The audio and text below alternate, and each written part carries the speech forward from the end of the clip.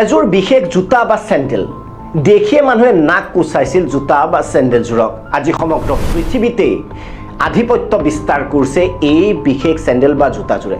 Original নাপালে কি হ'ল, আমাৰ দৰে মানুহে second, third, fourth, fifth copy হ'লেও পিন্ধিছে। মুঠৰ ওপৰত বজাৰত এতিয়া ৰজা সদৃশ হৈ পৰিছে এই বিশেষ জোতা বা চেণ্ডেলযোৰ। ইয়াৰেই কাহিনী কম এই ভিডিঅ'টোত।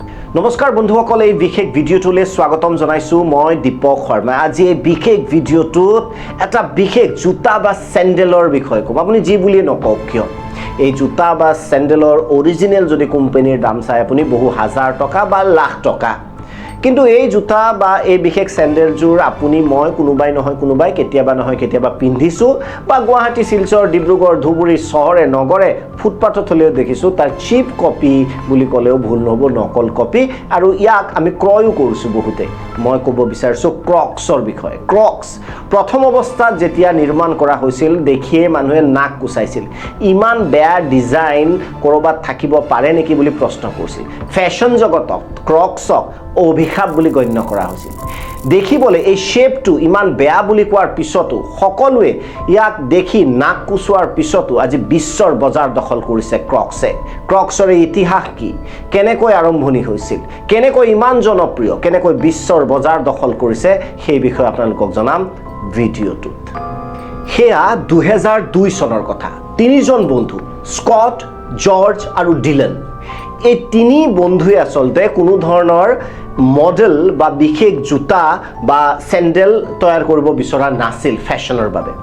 এওঁলোকে বিচাৰিছিল এনেকুৱা এক জোতা বা চেণ্ডেল নিৰ্মাণ কৰিব যিটো নাও চলোৱাত সহজ হয়, য'ত পানী পৰিলেও সহজে শুকাই যায় আৰু পানী ৰৈ নাথাকে। এনেকৈ আৰম্ভণি হৈছিল ক্ৰক্সৰ যাত্ৰাৰ। সাধাৰণতে জোতা বা চেণ্ডেল নিৰ্মাণ কৰা হয় প্লাষ্টিক, ৰবৰ বা চামৰাৰে।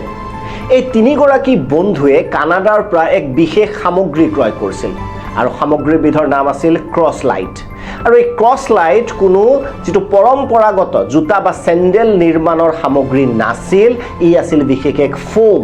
এই ফোমৰ জৰিয়তে তিনি বন্ধুৱে ক্ৰক্সৰ এক প্ৰকাৰৰ নিৰ্মাণ কৰিছিল আৰু বিশ্ব বজাৰ, আকৌ কৈছোঁ যে বিশ্ব বজাৰ আজিৰ তাৰিখত দখল কৰিছে ক্ৰক্সে।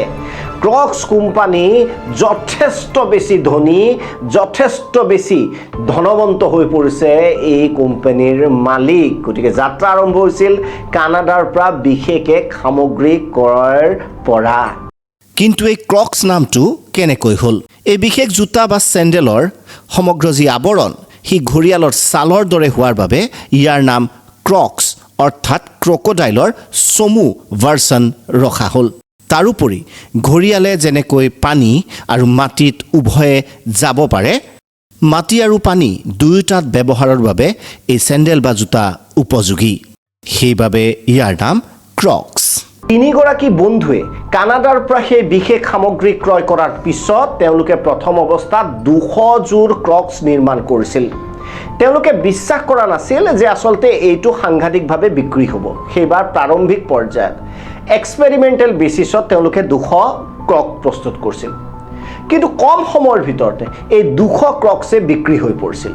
তেনেহ'লে স্বাভাৱিকতে আপোনাৰ মনত প্ৰশ্ন হ'ব যে লগে লগে যদি 200 ক্ৰক্স বিক্ৰী হৈছিল, তেনেহ'লে প্ৰথম অৱস্থাত মানুহে কিয় ইয়াক অপচন্দ কৰা বুলি মই ভিডিঅ'টোত কৈছিলোঁ। হয়, প্ৰথম 200 ক্ৰক্স বিক্ৰী হোৱাৰ লগে লগে কম সময়ৰ ভিতৰতে সকলোকে আদৰি লোৱাৰ লগে লগে ফেশ্বন জগতত কিন্তু ইয়াক লৈ নেতিবাচক মতামতৰ সৃষ্টি হৈছিল।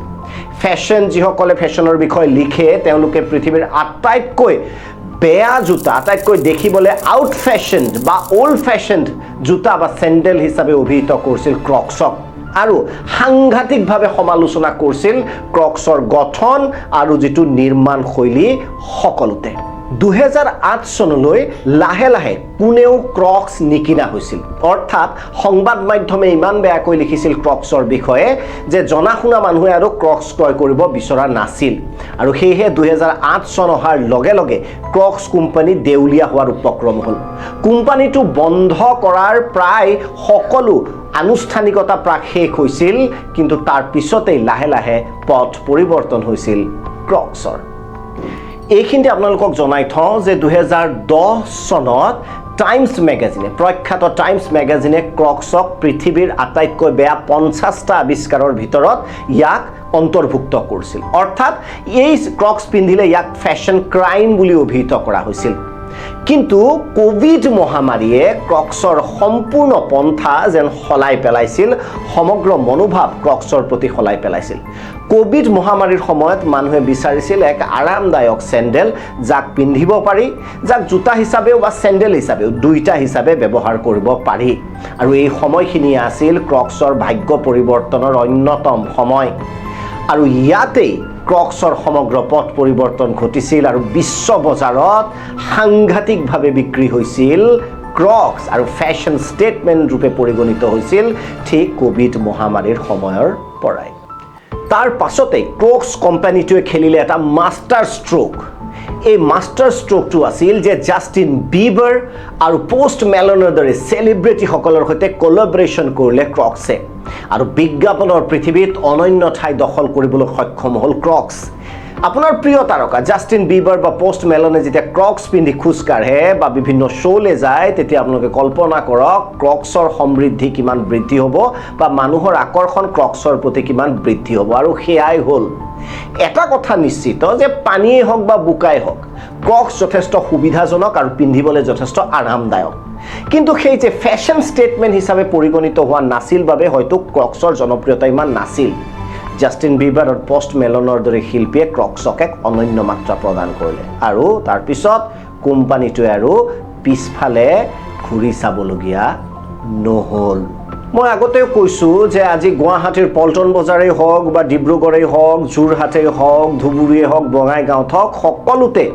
অৰিজিনেল হওক ডুপ্লিকেট হওক ফাৰ্ষ্ট কপি হওক second third fourth fifth copy হওক ক'ৰবাত নহয় ক'ৰবাত আপুনি ক্ৰক্স দেখিছে বা মই নিশ্চিত যে বহু ছাত্ৰ ছাত্ৰীয়ে ক্ৰক্স পিন্ধিয়ে আজিকালি কলেজ স্কুললৈ তেওঁলোকে যায় এটা সময়ত য'ক আটাইতকৈ বেয়া সৃষ্টি বুলি ইয়াক অভিহিত কৰা হৈছিল ইনোভেশ্যন বুলি অভিহিত কৰা হৈছিল সি এতিয়া ফেশ্বন ষ্টেটমেণ্টত পৰিণত হ'ল আৰু নহ'বওনো কিয় যথেষ্ট পিন্ধাত আৰামদায়ক আৰু অসমৰ দৰে পৰিৱেশ য'ত বোকা মাটি সকলো থাকে বিশেষকৈ বাৰিষাৰ সময়ত নষ্ট হৈ নোযোৱাকৈ থকা এই জোতা বা চেণ্ডেল যিয়ে নকওক কিয় সেয়াই হ'ল ক্ৰক্স গতিকে ক্ৰক্সৰ এই কাহিনীৰ পৰা এটা কথা নিশ্চিত যে আপোনাৰ আৰম্ভণি সাংঘাতিক ভাল নহ'বও পাৰে মানুহে আপোনাক হয়তো সমালোচনা কৰিবও পাৰে কিন্তু আপুনি যদি স্থিতপ্ৰজ্ঞ হয় নিজৰ কামত লাগি থাকে আৰু সফলতাৰ নতুন নতুন বাট বিচাৰি ফুৰে তেনেহ'লে আপোনাৰ এদিন সফলতা নিশ্চিত ক্ৰক্সৰ কাহিনীটোৱে তাকেই বুজায় ক্ৰক্স আপুনিও পিন্ধে নেকি জনাব আমাক কমেণ্ট বক্সত